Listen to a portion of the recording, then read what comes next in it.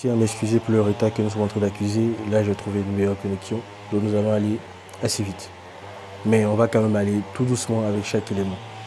Dans cette vidéo, vous allez apprendre à créer votre premier site web qui est un blog avec WordPress. Donc, je vous ai déjà envoyé le lien de l'application. J'espère que vous l'avez déjà installé. Donc, vous allez ouvrir simplement WordPress. Vous tombez sur cette page qui vous demande de vous identifier. Okay? Donc, vous allez créer votre compte avec votre adresse mail en cliquant directement sur se connecter ou s'inscrire avec wordpress.com. Donc à cet espace là vous entrez votre adresse mail, etc. et ça passe directement. Vous mettez votre adresse, vous faites continuer, vous mettez un mot de passe. Moi j'ai déjà un compte, donc je vais me connecter avec le compte que j'ai déjà enregistré. Donc ce que j'aime bien, c'est de me connecter directement avec Google. Donc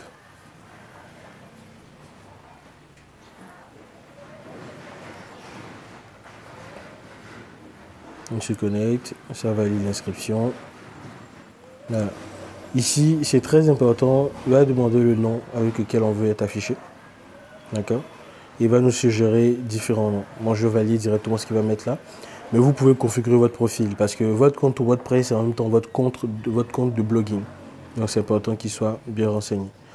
Donc là, comme vous voyez, je vous avais parlé au niveau de l'hébergement que les plateformes que nous allons utiliser vont directement héberger nos sites web. Donc, avec cette formation mobile, vous n'avez pas besoin de payer un hébergement ailleurs ou d'utiliser l'hébergement gratuit que je vous ai montré. C'était à titre informatif parce que c'est une information que vous devez savoir. Mais ici, je vous montre directement que vous pouvez ajouter un site que vous hébergez vous-même ou bien créer un site avec wordpress.com. Nous, on va lui dire qu'on veut créer un site avec wordpress.com. D'accord. Là, il nous annonce que tout ce que nous allons apprendre aujourd'hui sera disponible bientôt dans une autre application qui s'appelle Jetpack. Donc après, si vous utilisez cette solution-là pour créer votre site, je vous invite à installer Jetpack. Pour l'instant, nous allons continuer sans Jetpack. Donc on va faire ajouter un nouveau site. Et comme je vous le disais, je vous avais demandé de choisir un nom pour votre site web. Donc aujourd'hui, vous allez voir un peu à quoi sert ce nom. Parce que moi, quand je dis que je crée... Bon, apparemment, nous sommes obligés de migrer vers Jetpack. Heureusement, j'ai déjà installé l'application. Donc vous aussi, je vous invite à installer Jetpack. On va se reconnecter de la même manière. Apparemment, il a reconnu le compte. Donc je lui dis que je veux créer un site avec wordpress.com. Et il va me demander quelle est l'activité de mon site. Donc par exemple, il y a un participant qui est dans le domaine de la mode. Donc il va choisir lifestyle ou bien il va chercher ici mode. Moi, je vais chercher training ou formation. Ok. J'ajoute. Et pour créer un site de manière professionnelle et rapide, qu'est-ce qu'il va nous falloir? C'est ce qu'on appelle un thème. Le thème va servir à quoi? Le thème, en fait, c'est comme une carcasse de site qui est directement incorporée, qui a les différentes formes, les différentes dispositions que nous voudrons utiliser pour présenter notre activité ou notre blogging. Donc là, moi, je vais choisir le thème qui correspond le plus à la présentation d'une formation ou au blogging sur une formation. D'accord? Donc, je me balade. Je vais prendre celui-là. J'aime bien parce que, comme vous avez remarqué, il y a un peu de jaune un peu dans mes activités, de l'orange. J'aime bien tout ce qui est orange. Donc, vous voyez, avec ça, on pourrait avoir un menu. On a une en-tête avec un titre qu'on pourra modifier. On aura une barre un peu en dessous des logos pour ramener vers nos réseaux sociaux. Et puis, on aura des espaces pour présenter nos différents articles. Donc, je vais choisir ce thème. Et là, maintenant, je choisis le nom de mon site. Donc, mon site, il s'appelle WordPress Training Blog. Seulement que il y a déjà WordPress en fait sur la plateforme. Donc, je vais juste mettre Training Blog.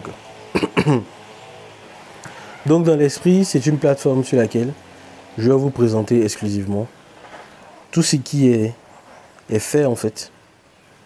Tout ce qui est des différentes astuces que vous devez connaître maîtriser pour pouvoir évoluer dans votre formation.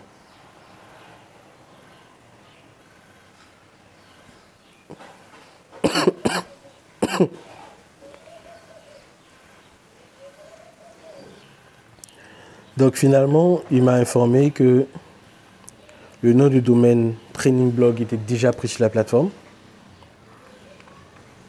Donc on va aller pour WP. WP, ça veut dire WordPress. Et WP aussi n'est pas disponible. Donc vers quoi je vais aller?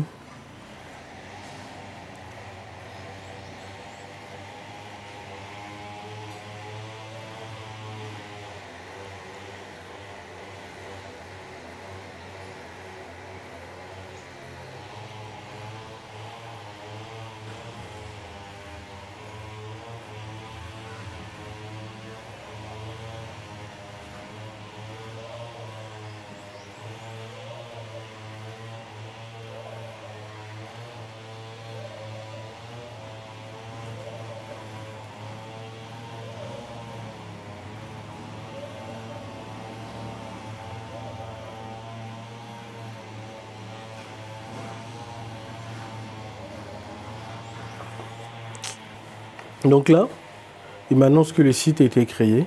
Finalement, le nom du domaine qui était choisi, c'est Training Vlog. Apparemment, blog était déjà pris. .wordpress.com. Je valide. Donc maintenant, on va aller personnaliser tout ça. Donc, lorsque vous allez arriver sur la page d'accueil du Jetpack, vous allez tomber sur une interface normalement qui est faite pour que vous puissiez directement vous en sortir. Moi, la première chose que je vais faire, je vais changer la langue pour que ça soit en français. Donc, je vais aller sur la photo tout en bas de profil là. Et puis aller changer les paramètres de l'application, donc App Settings. Et je vais venir chercher la langue. J'espère que l'application est disponible en français.